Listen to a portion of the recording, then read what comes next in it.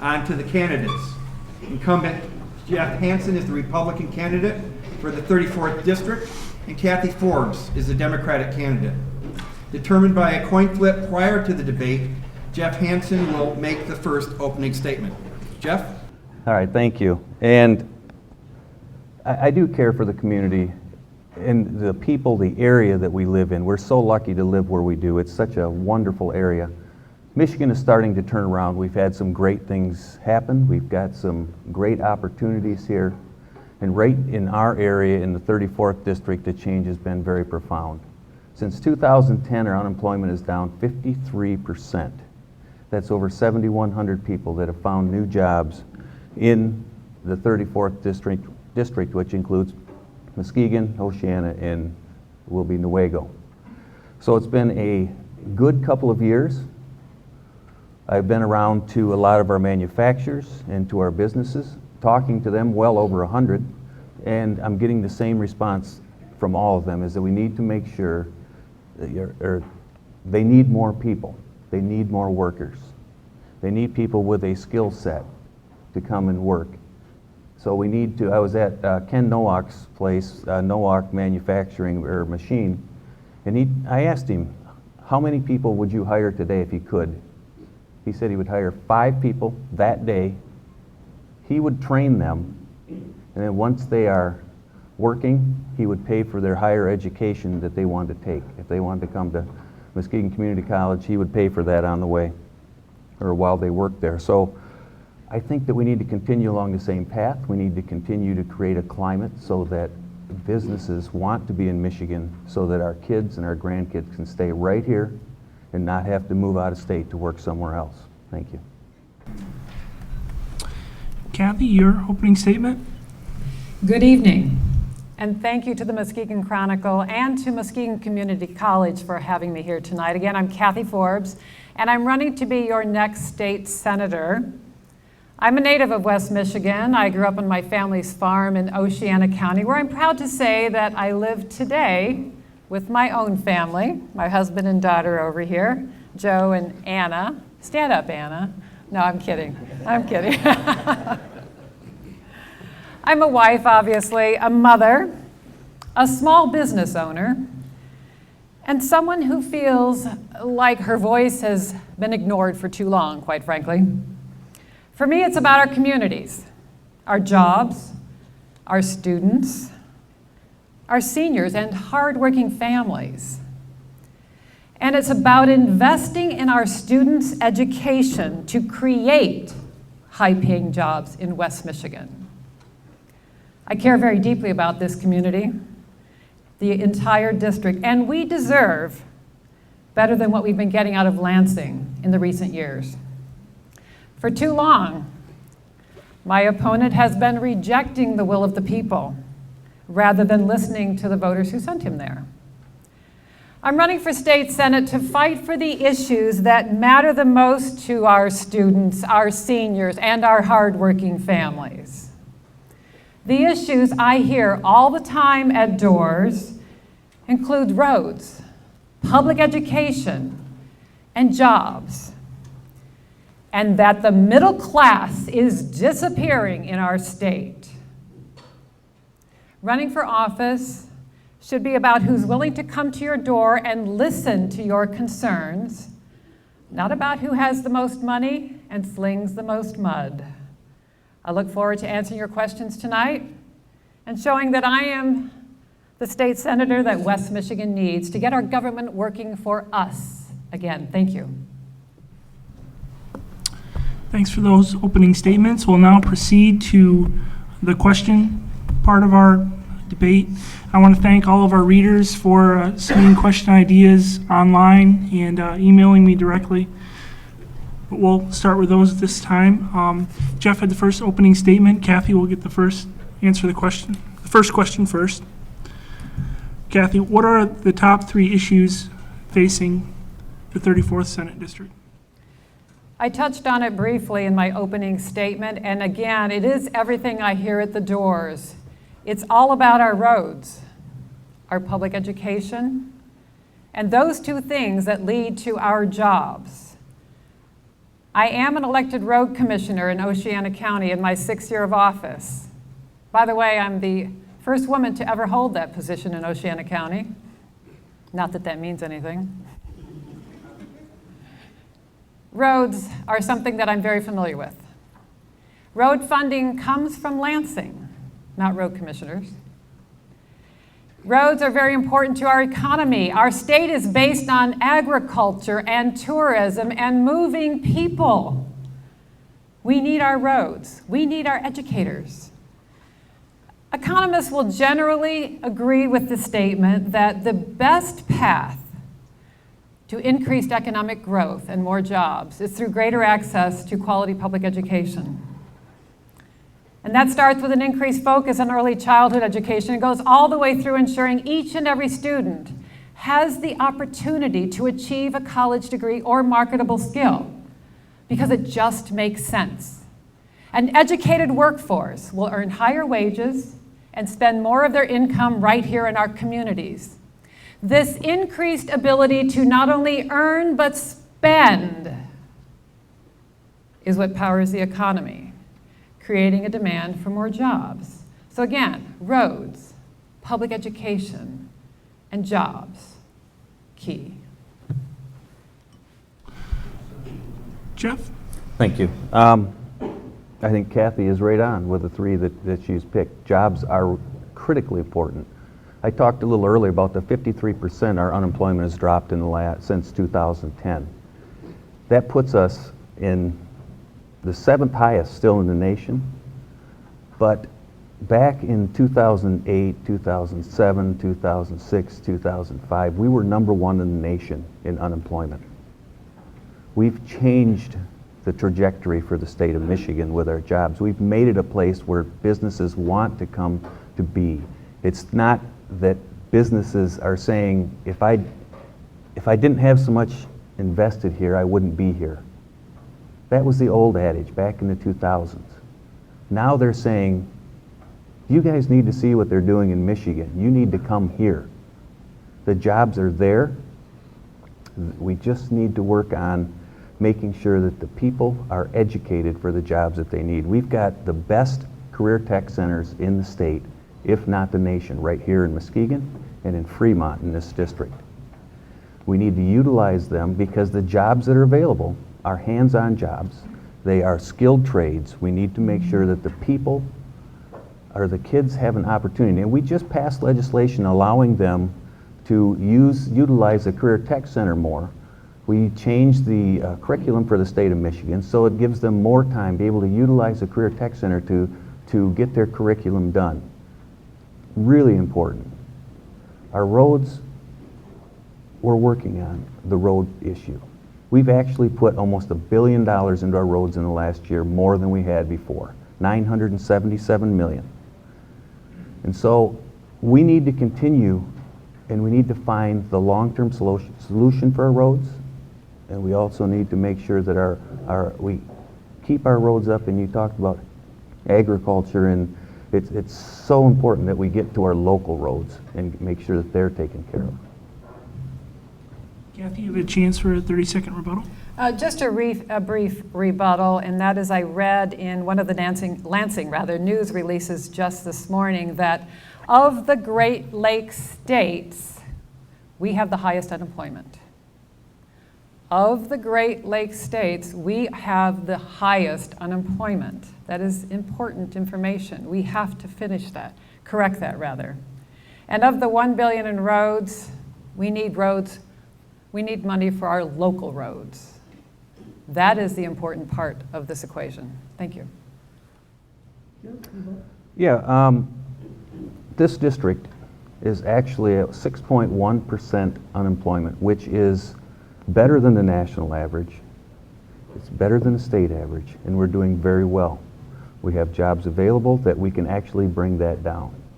And so we need to continue working towards making sure that we have good paying jobs for our children to stay here.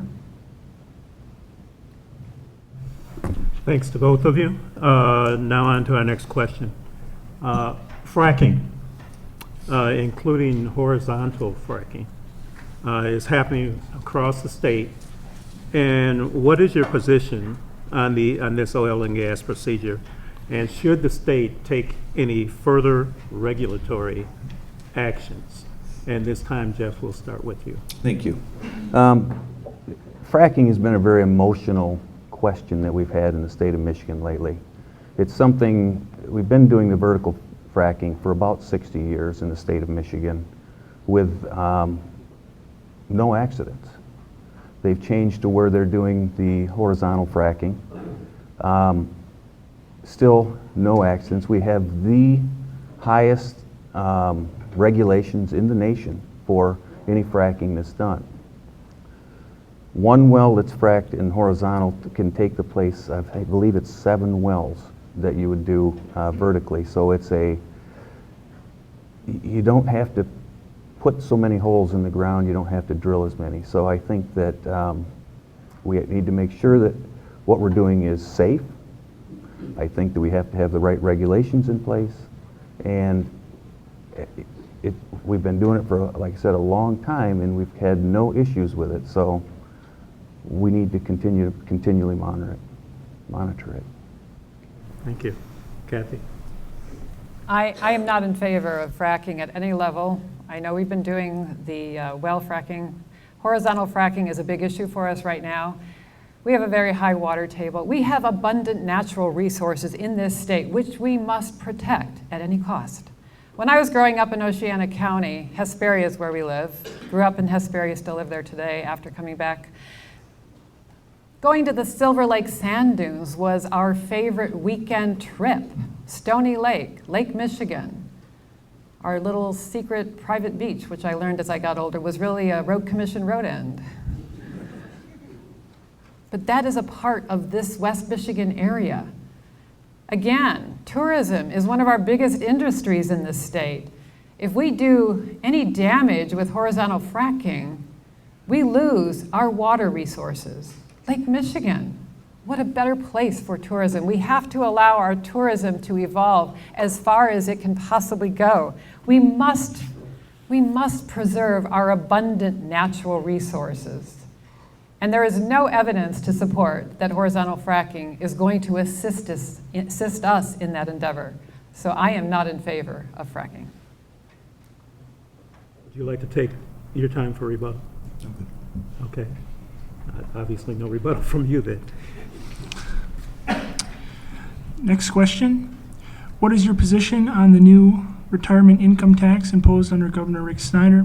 Should it be repealed or changed? And we'll start with you, Kathy. I think it should be repealed. Taxing our seniors, those who can least afford it, is unconscionable for this state. We have many policies that have been put into place to allow for corporate tax breaks. It is my understanding that we have approximately 80% of our largest and very needed corporations paying zero income tax, paying zero tax, whatever you want to call that tax, excuse me. Our state is in a revenue poor situation. We have roads that need to be handled. We have public education that needs to be funded properly. We have higher education that needs to be funded properly. Taxing our seniors is not going to solve these problems. Our corporations, and I will talk about the roads and public education together along with the senior pension tax. Our corporations use our roads and use our services just like anyone else. We need more pay equity, let's call it. We cannot put everything on the backs of the middle class, the hardworking families, and our seniors. We've taken away the homestead property tax credit that my parents relied upon. We have reduced the earned income tax credit from, I believe, 20% of federal to 6%. We need to reinstate these. We need to abolish the senior pension tax. Thank you. Thank you. Let's actually talk about what it really is, because seniors, when it was passed, were exempted from paying the tax. They were grandfathered in, and they paid the same as what they did before. sorry. Seniors were grandfathered in when it was passed. Anybody over 67 was grandfathered in. They were not having to pay any of the, when we removed the exemption on the pension, sorry. But there are 4 different types that were happening there. We had one, which was the public pensions, which were fully exempt from paying anything ever at any age, at any level.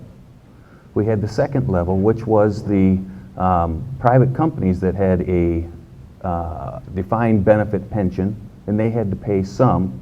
Then you had the 401k that when they started collecting, they also had to pay some. And then we had the people who were 67 and didn't have a pension and had to work. They were fully paying all of the Michigan income tax. So we had an unfair system where we had many layers. And so what's happened is we've taken it and said that everybody, when they turn 67, no matter where they get their money in their retirement, they're getting a $40,000 deduction on there for a couple. And so it evens the playing field, it's fair for everybody, and thank you. Kathy, rebuttal? The only rebuttal I would have is that many of our educators have gone into the business of educating with the idea that they took certain wages and certain lesser benefits with the knowledge that they would be recouping a lot of this at retirement. And that is the big problem I have with this. We are doing the most damage to those who are doing the most good for our society, and that's education. Thank you. I would like to say something about our business tax change, because the largest corporations in the state of Michigan actually ended up paying more when we went to the corporate income tax.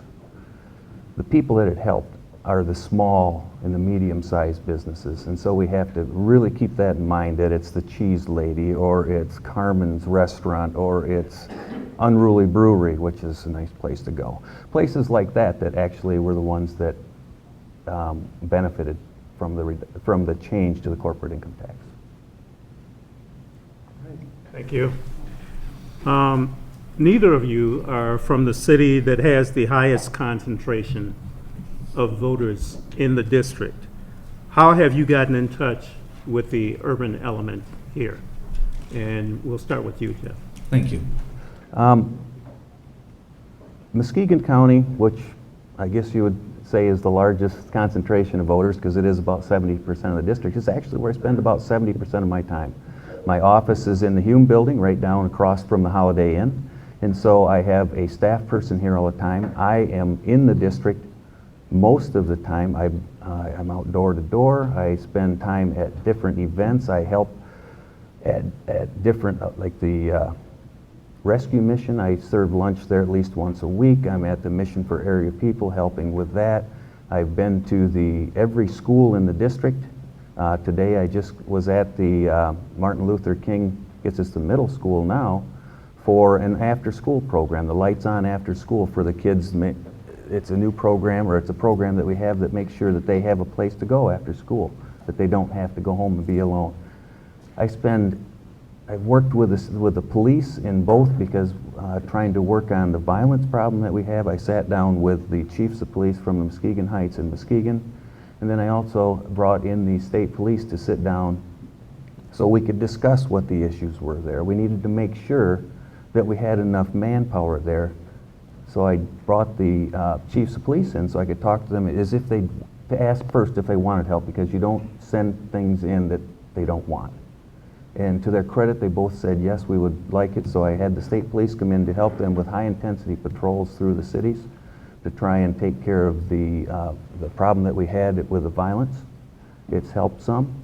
It's not our ultimate answer, but we really need to get to the bottom of it, and a lot of it has to do with going back to the education and making sure our kids are getting what they need at the schools. Thank you. Kathy? Well, as I mentioned, I grew up in Oceana County, spent a lot of time there, obviously. So I have spent a great deal of my time campaigning for almost 2 years in Muskegon County To date, my team and I have knocked on 38,000 doors. That's a lot of homes. That's a lot of people that we've gotten to know. That's a lot of situations of hardworking families that I have been able to witness, and learning from people why they are hurting and why it's important to have a government that works for them.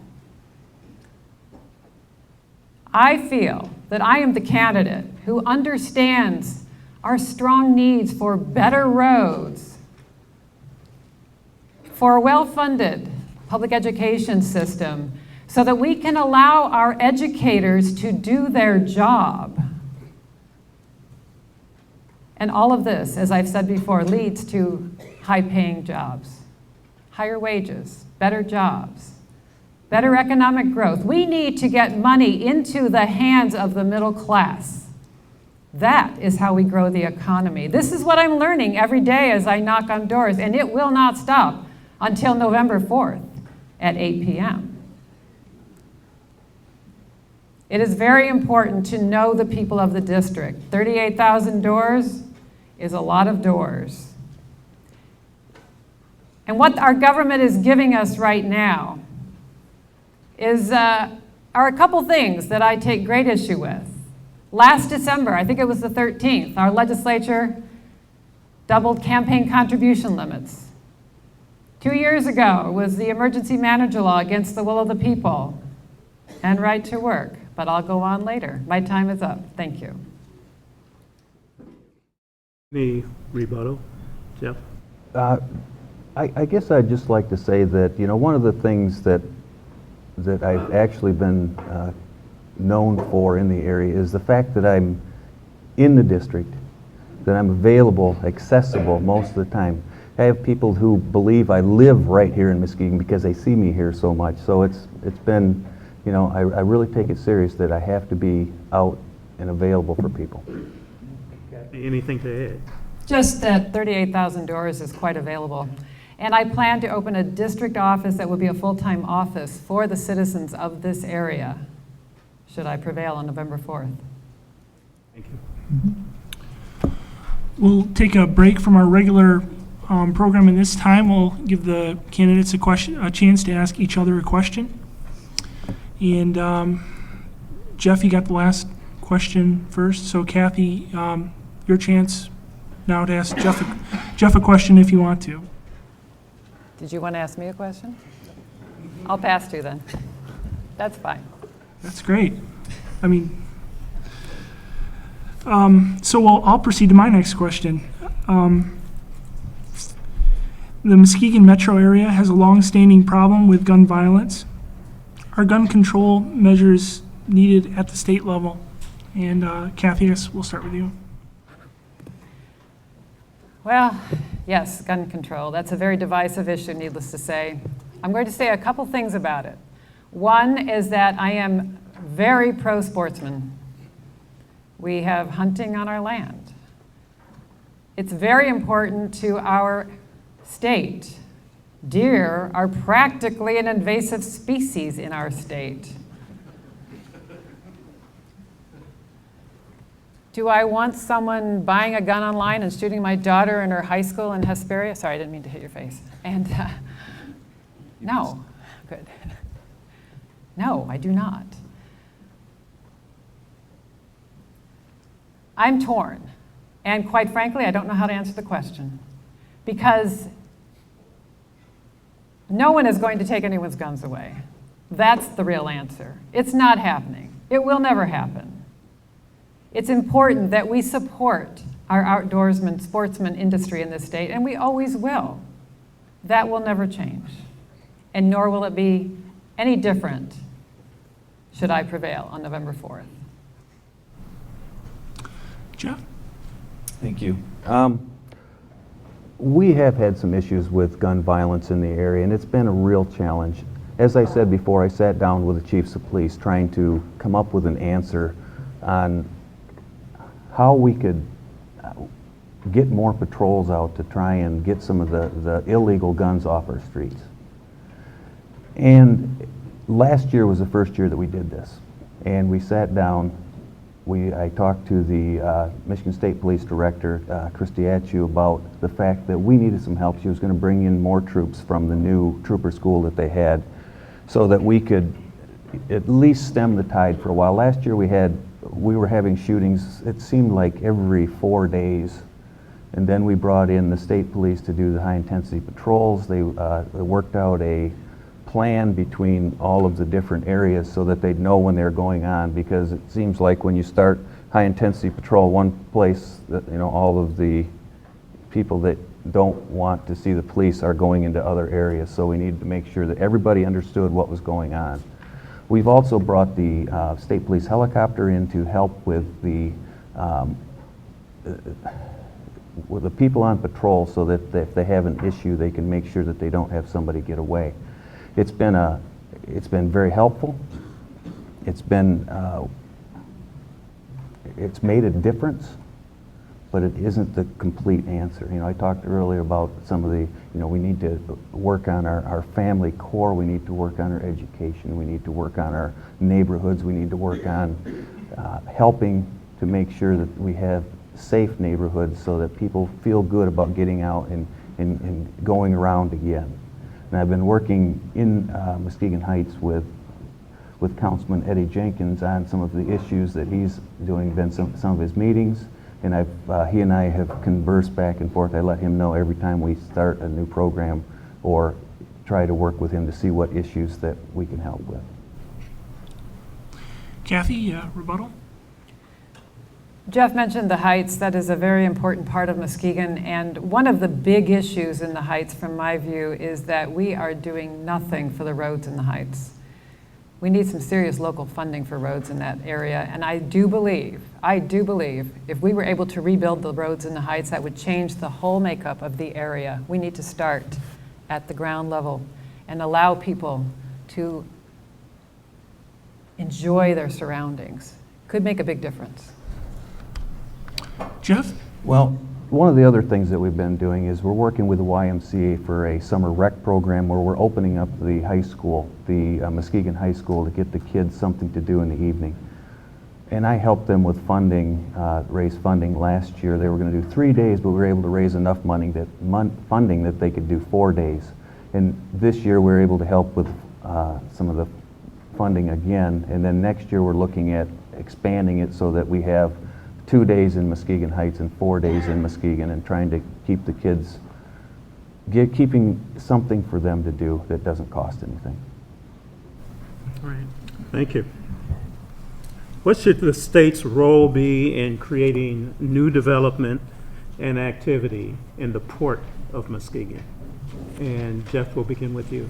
Well, the Port of Muskegon has been one of those things that has been a challenge all the way through. There's been several attempts over the past couple of decades. It seems like every 10 years there's an attempt to put something together.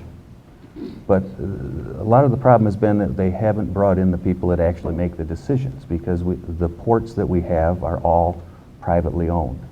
The county, the city have done a great job this year of engaging the folks at Sand Products or at Verplank or at Consumers to try and talk about actual things that can happen.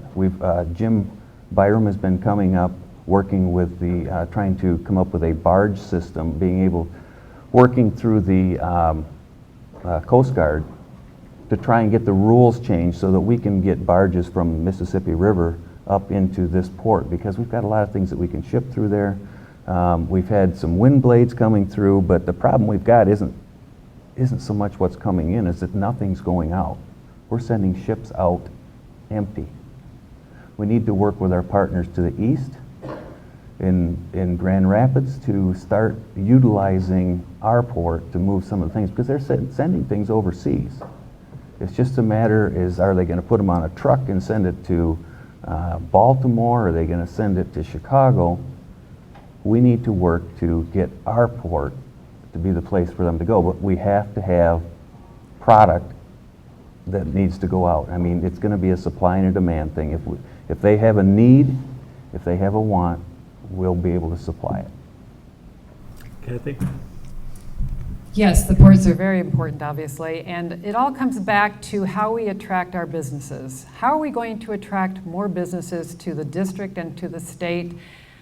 And I have this philosophy that says that we do it through education. Now let's look at an example. Google opened an office in Ann Arbor. It's pretty clear to see why. They had this huge population of well-educated students to be their employees. So job growth, yes, we need participation. We need the local entities to stand up and say, I want to grow businesses, and they are doing that, yes.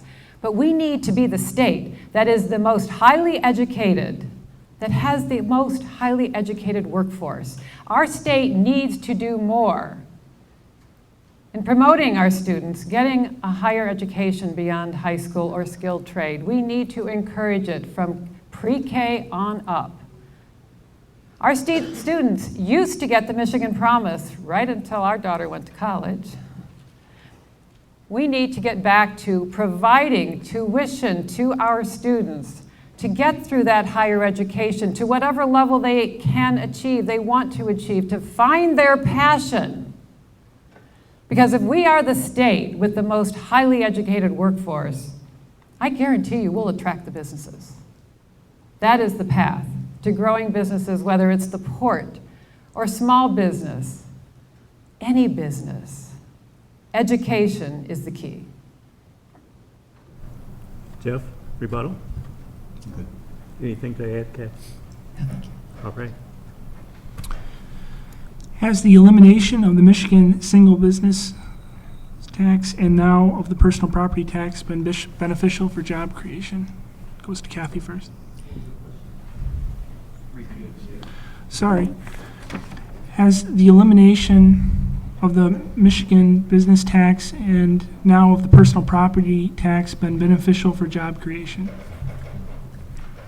And I'm first. My immediate reaction is, how could it be beneficial? Because we're cutting revenue once again. We are a revenue poor state, and we just cut revenue once more. We have had several opportunities to grow jobs in this state. Let's talk about a big one that Governor Snyder has been in favor of for years, and that is the international trade crossing. And sadly, it's been voted against, including by my opponent. It is unfortunate that there have been stops put at every turn for the international trade crossing. More jobs. We have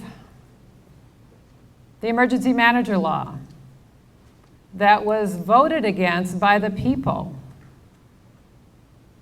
2 years ago. Matter of fact, I need to explain a brief story to you. I was driving from Hesperia to my office in Muskegon. My staff loves this story. And I got an unsolicited phone call from a gentleman who said, "Hey, Kathy, my name is Larry. I'm a registered Republican and I'm voting for you, and here's why." And I said, "Larry, let me pull over." And he went on to talk about he is tired of his vote not counting in this state. He said 2 years ago, we said no to the emergency manager law at the ballot box, November of 2012. And then the legislature brought it right back, attached an appropriation, made it referendum proof. And then, of course, right to work, and then on and on. And shortly after that, I decided to run for higher office. Our hardworking families are being left in the dust in this state, pure and simple. Thank you. Jeff? Thank you. The Michigan business tax was one of the worst taxes in the entire nation. It was the worst business tax in the nation. I was there when it was put in. We made a mistake. I'm not afraid to say that, and if you make a mistake, you have to repair it. The corporate income tax is so much better. It's unbelievably easy. With the Michigan business tax, all our large corporations all got carve-outs for many things. So when the corporate income tax came, they actually paid more taxes. They were okay with that. They came on board with it because they knew that we had to fix the issue that we had.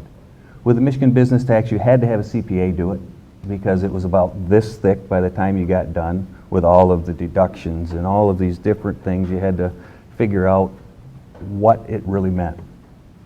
Today, with the corporate income tax, it's one sheet of paper, you put down how much your profit was on your federal income tax, you times it by either 6% for a corporation, or 4.25% for a sole proprietorship or a partnership or an S corporation. You write in what it is, send your check, send it away. We've changed it from a nightmare of trying to figure out. I had more people calling because they had issues trying to figure out what it meant, or their CPA couldn't figure it out. And ended up that because the Treasury looked at it differently than what the legislation said, it was just unbelievably bad.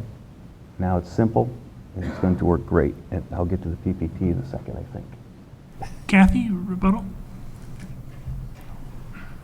Jeff, do you want to? I need you just a couple of seconds. The personal property tax that's another one of our bad taxes for our businesses, because with the personal property tax, when you buy a piece of equipment, you pay sales tax on it, and then you pay property tax on it for the next 20 years.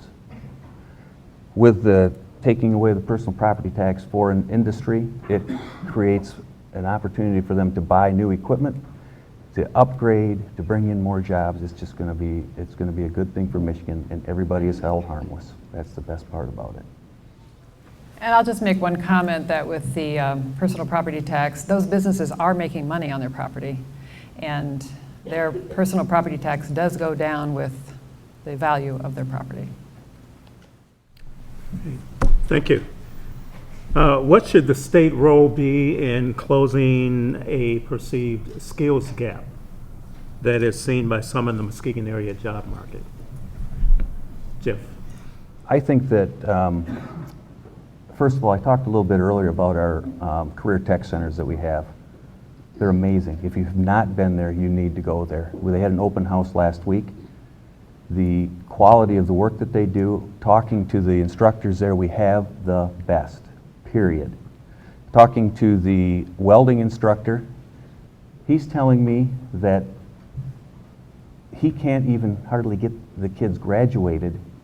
The industry's coming in and having the kids work there as an apprentice so that when they graduate from school, they have a job. I think the state needs, we've made some changes for the career tech to make sure that the curriculum is correct for that, so they can still get through the merit curriculum with Career Tech Center.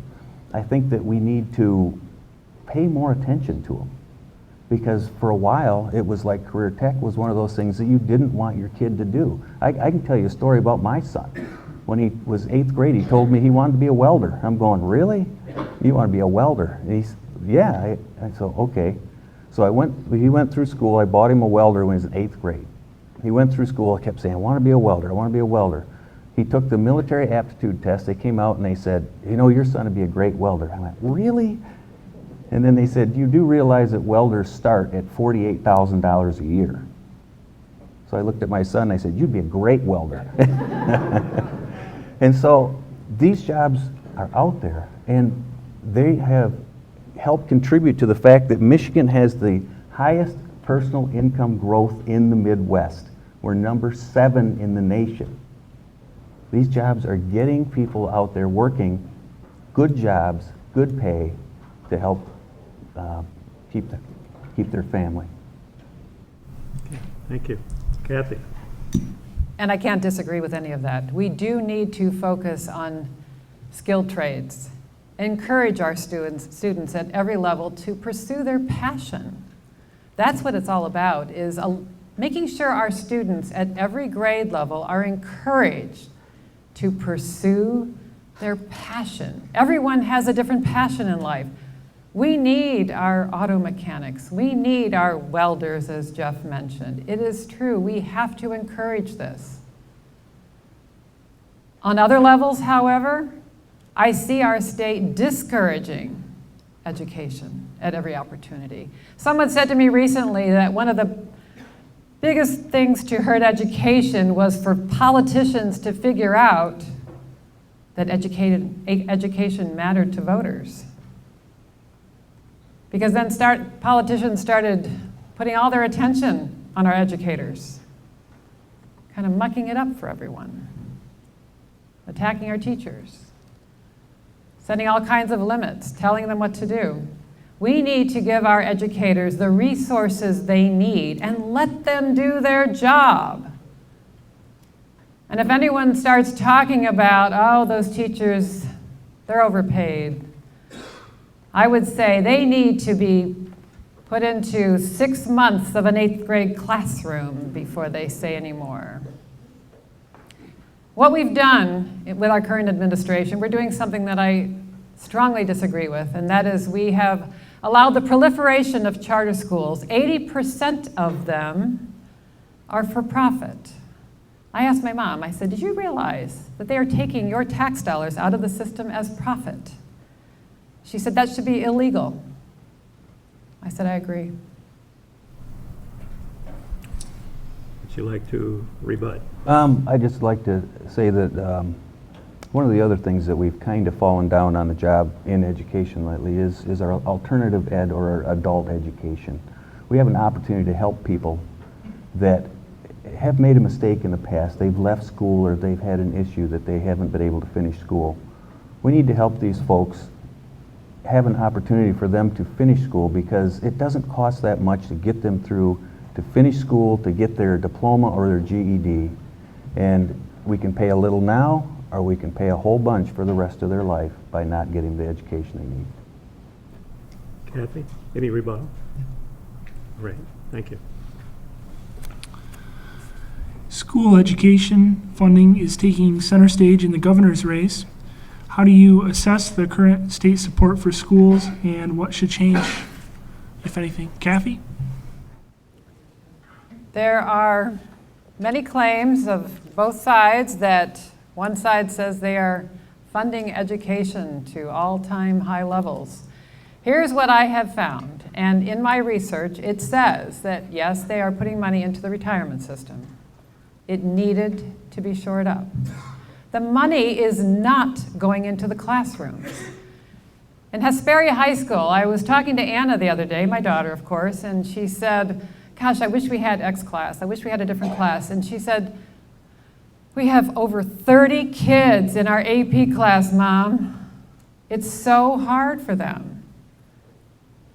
Our school makes a little over $7,000 foundation allowance per student. It's horrible. Our classrooms need funding. It's wonderful that money has gone into the retirement system. That's an obligation that needed to be met.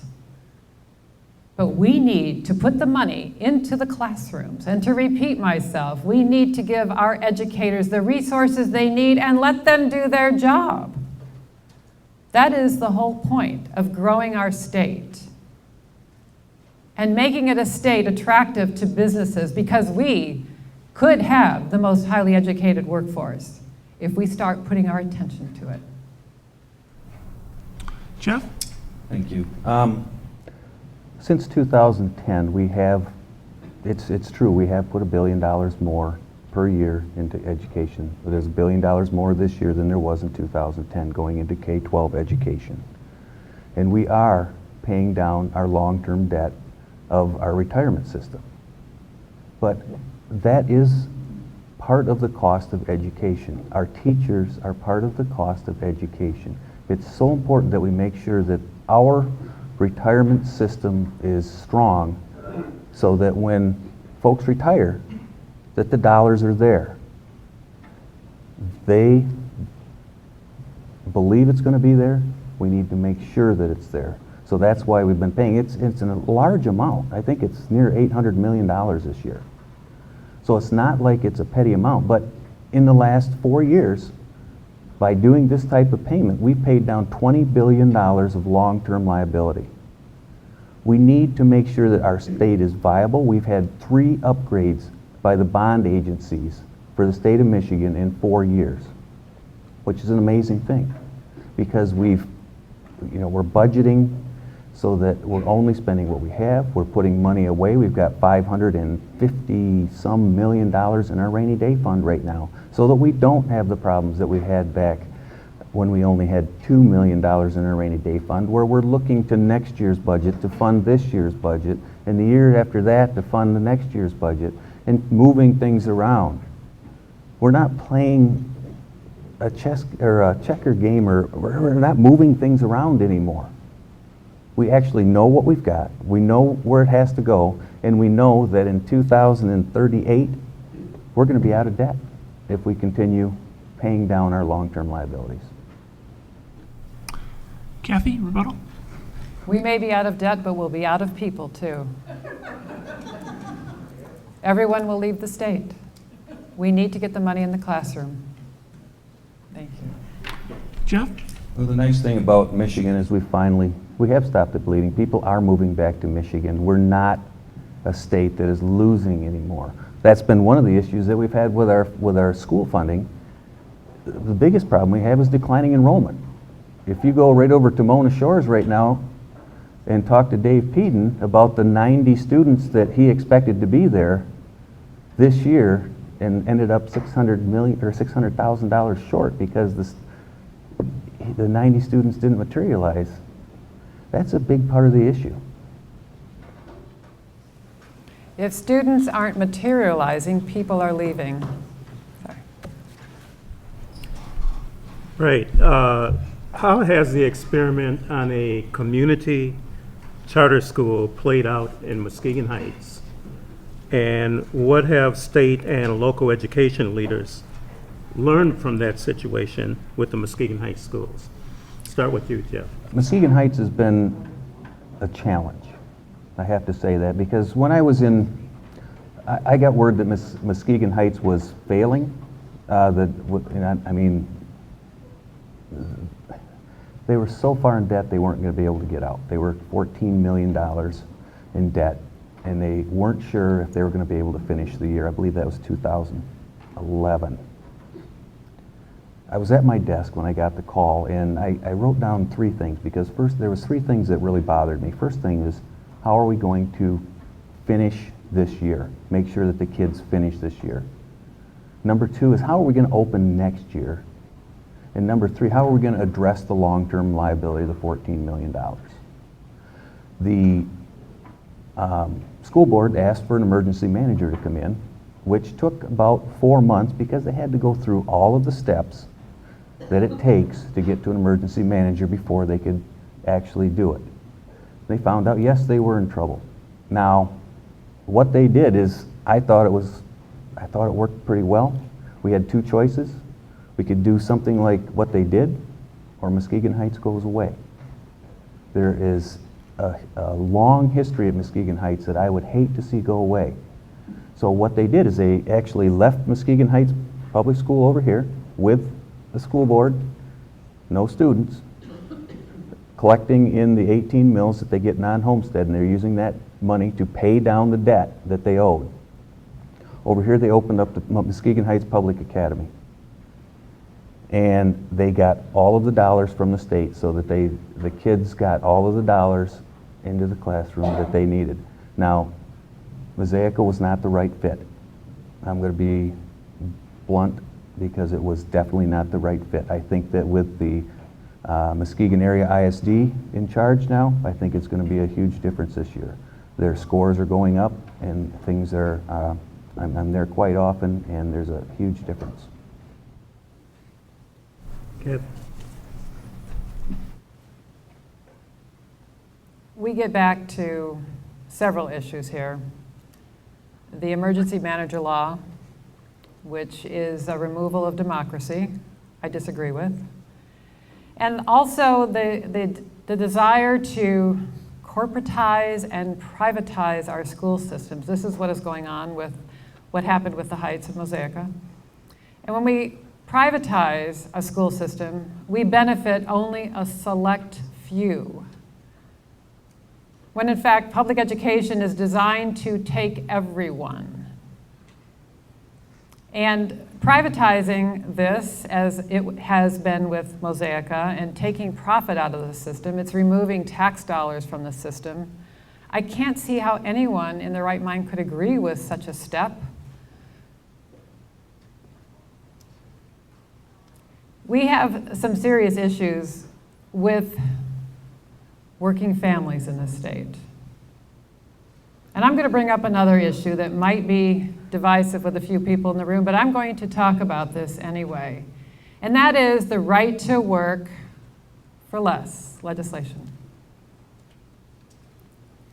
What some people don't realize is that in any corporation, you have a CEO who expects someone to negotiate a contract for him and get paid for it as well, to negotiate his salary, his benefits, his or her, their vacation.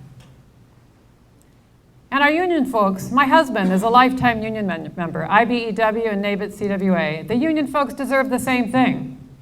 A contract that spells out their wages, their benefits, their vacation. Yet we have become a state that is attacking our hardworking families. The middle class is the basis of our state, and for any future growth, we need to get money into the hands of the middle class and stop attacking our hardworking families. Thank you. Jeff, rebuttal? Thank you. I think that we need to put this in perspective a little bit, because this is about the kids that are in the school, number one, and the education that they get. They deserve the best education that we possibly can get them.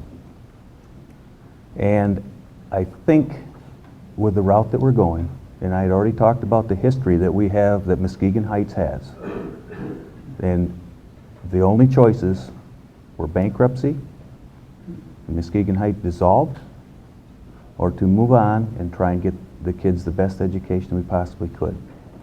And I think that like I said, with the ISD in charge, I think it's going to be an entirely different story this year. Kathy, any rebuttal? Thank you.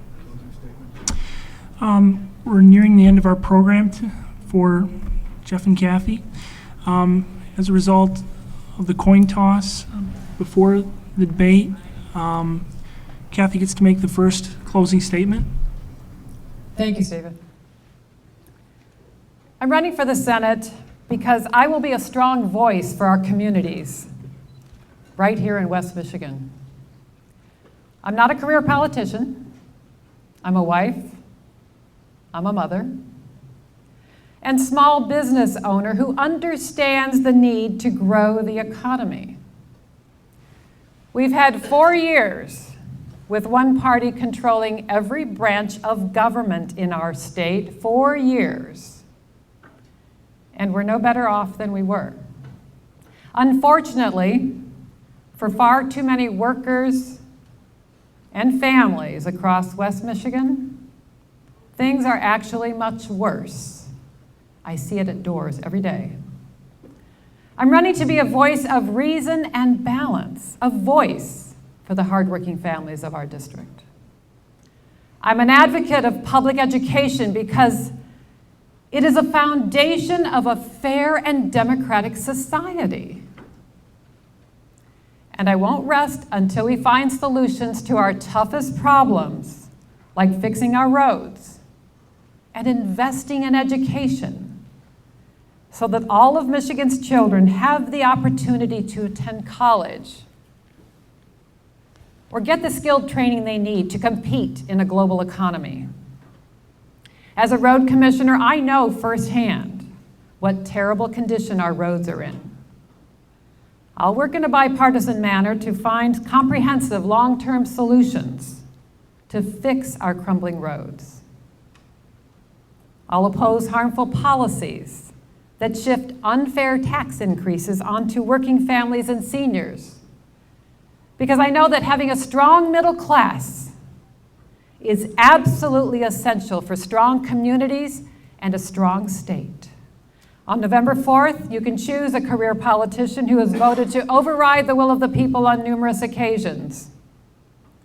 Or you can choose someone who is as fed up as you are and will be a loud voice for the people of this district and this state. Thank you.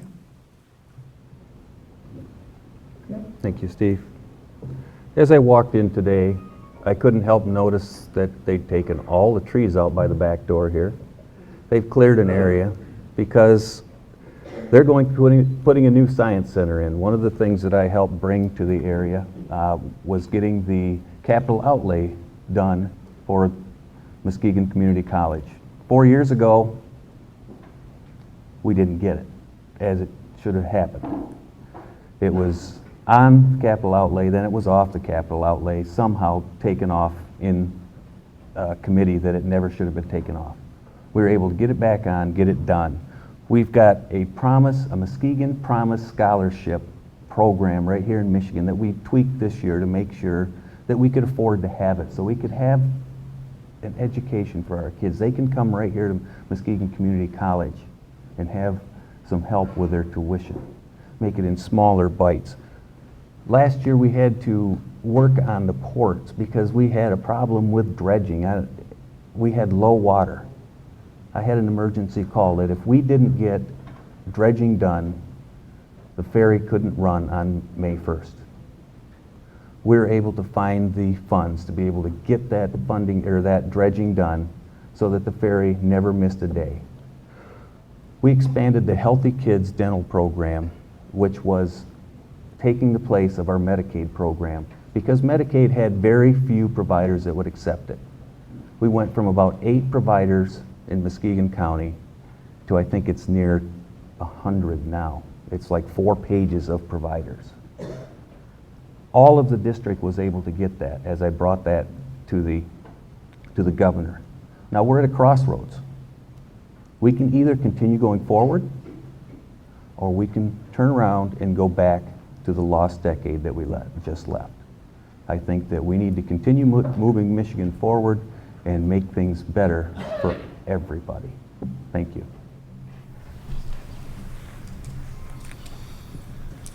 Thank you, candidates, for participating tonight and for those in the audience for attending.